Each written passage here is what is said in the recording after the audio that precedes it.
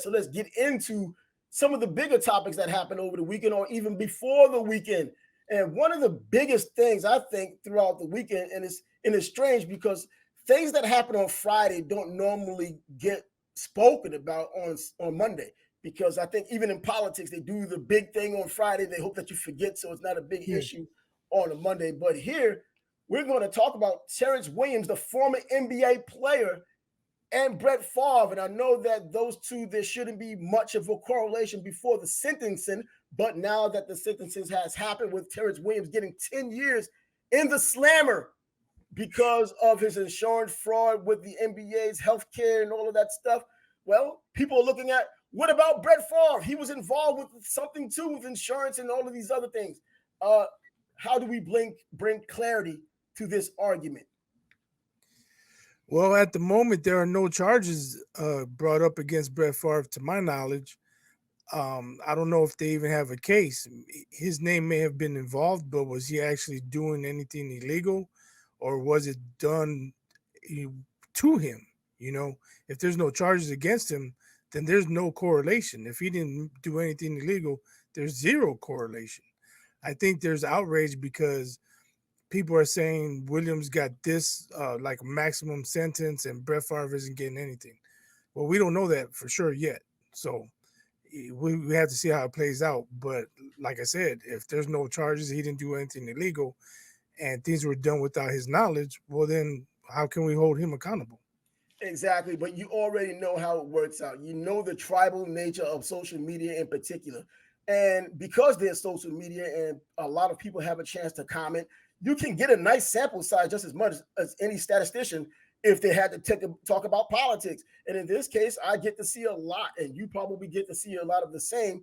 When people talk about something like this, it's more about race than it should be about the issue. You see how it ends up? It's a tribal mindset. We see it in boxing, we see it in other sports, but this in particular, and in my opinion, and I think there may be something to it, they look at white guy didn't go to jail, black guy did go to jail. They're not even really caring about what happened to put them in either position in which they're in. Right. And something that I haven't seen notice, I just found out myself. There are other people involved with Williams who are yet to be sentenced. So he wasn't acting alone. Other former players were involved. So go ahead. No, if you were to break it down and look at the case and what had happened, I mean, there's a lot of information out there on it. You don't have to be a lawyer, and you don't have to be anything in the law field to just read and kind of say for yourself, just have a little bit of common sense and no real bias about it. I mean, he went into it with 18 other people he recruited to help defraud the NBA. And that's one of the sticking points right there. Not only did he have 18 others, included in those 18 others were players, of course, that we know of. And then you're talking about medical professionals who even went as far as having invoices written up for this fraud. That means that this was organized. You know what I mean? I mean, if you want to look at organized crime, well, a crime was committed. That's a conspiracy. There was people put together, in an organization to make it happen, and this is how it came about. That's where the 10 years is coming from. I mean, if you want to get even more in depth, he was getting a $300,000 kickback from all of these things that was happening. He was enriching himself through this fraud. So when you add all of these elements, having 18 other people, players and medical professionals included, and there was wire fraud involved, I believe, from what I've seen. Also, there was a threat to a witness from a text message. Oh, yeah. I forgot about that. Yeah. All of that. Brett Favre hasn't done any of that. Even if Brett Favre is lying, is it 10 years worth? And I think in this case here with Terrence Williams, it could be even more because some of these things they've done with the wire fraud and the threats and continuously putting this group together and having this happen the way it has happened, you might be up for a RICO case, man. This is what they look at for mobsters. Some of these things they've done are fall under some of the issues that would put them under RICO law and the RICO statute. And because of that, hey, they could get 100 years like the mobsters, but 10 years, 1/10 of that. Be happy with it. Yeah, and he's supposed to pay back like over $2 million and another $600,000. And from what I've seen, he doesn't have it. I don't know how that gets reconciled, but yeah, he won't be making any income for 10 years. And the judge who sentenced him spoke specifically talking about how he fretted his money away from an NBA career. He pretty much has nothing left, and that's why he did this. I mean, you blew your money. Whatever it is you had done when you were playing in the NBA, whether it was the NBA minimum or whether you were getting solid money, you were getting more than almost everybody else in the country per average, and you just blew it. So the next best thing for you to do wasn't going out and getting a job. It wasn't going out and using whatever degree you may or may not have had, but you built a lot of connections over these years being an NBA player. You would think that it would be something outside of fraud. You've chosen this fraudulent field, and you've chosen to bring all of these people into this fraudulent field, and here we are today. So, yeah, that's where 10 years come from, and it could have been more. Leave Brett Favre alone until Brett Favre's situation comes back up, because when it comes up, you're going to hear about how Brett Favre had a company that was funded by welfare, the state's welfare, because it was money from the federal government. He was supposed to speak and get paid for that, but he didn't show up. Worst case scenario, he was paid for work he didn't do. And is that 10 years worth of penalties he should have because of it? Because you're upset about one guy going and one guy not going? These aren't the same case. Exactly right. 100%. You know who's been quiet, or at least I haven't seen him comment? Kwame Brown. Kwame Brown has a lot to say about a lot of people. Why has he been quiet about this one? You know what? That's true. Kwame Brown, hey, he's been this red pill, basketball, conservative kind of guy. I mean, even moderate in a lot of cases, that's spoken about everything under the sun. Nothing was beneath him. And now it seems like he's mysteriously quiet. I wonder, but ultimately I think he'll come up with something. But he doesn't typically try to come to the aid of basketball players or even athletes unless there's legitimately a reason why. You know, from what I've understood about him, and I actually had a conversation with him before about a year and a half ago, but it seems like he's more on the page of trying to just have his own thoughts and trying to get to the bottom of whatever he believes is there, whatever he believes the bottom conclusion should be. You know, I never really saw him siding with a player that he probably shouldn't have been siding with. He's usually in the right when he's siding with a particular player. But right now, yeah, his silence right now when he normally speaks up about things is pretty. I'm surprised he doesn't have an opinion coming out. You know how he clowned John Moran and you know how he clowned other people. Why doesn't he clown Williams? Well, right now, Williams is not a big name. He's only a big name back on the landscape because of what's going on right now. So he won't get enough clicks for it. You know what? He might not get enough clicks for it, but I think that the reason what we're speaking about right now is the reason why he may get clicks, because based on what's happened this weekend, just going by social media, there's been a lot of people talking about this under what we've talked about. We've talked about that it's not necessarily the case.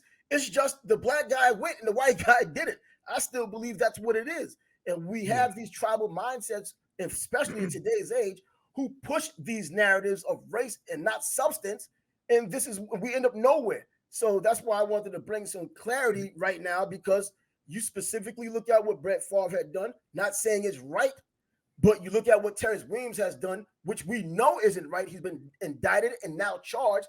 And we see now, at least with some clarity, why he got 10 years. And whenever Brett Favre's issue comes up, will he get 10 years? Will he get 2 years? Will he get any time?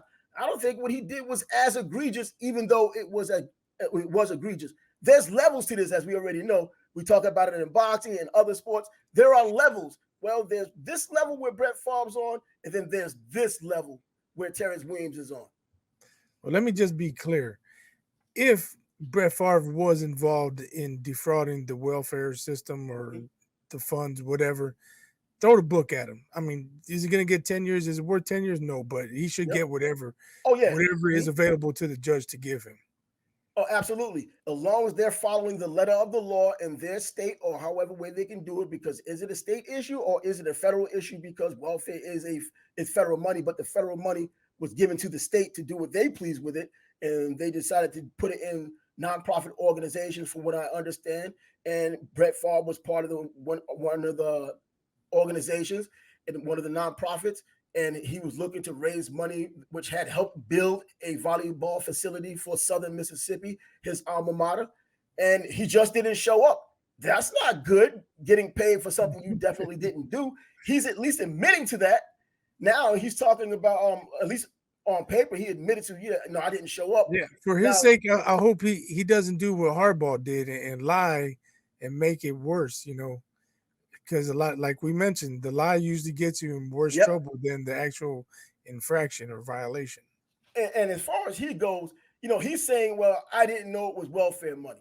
Now, I don't know if you're going to be right or wrong about that. People who don't like him or don't like what's going on between he and Williams are going to look at him cockeyed. You know how it works. You know what I mean? Tribal types don't need logic. They just need feelings, and they run with their feelings. So, on the surface, yeah, you could say he's lying. He probably is. How do you not know where the money's coming from? Probably. There was a text message in which he asked, is anybody going to know where I got the money from or how much I got paid? That's a text that he had sent.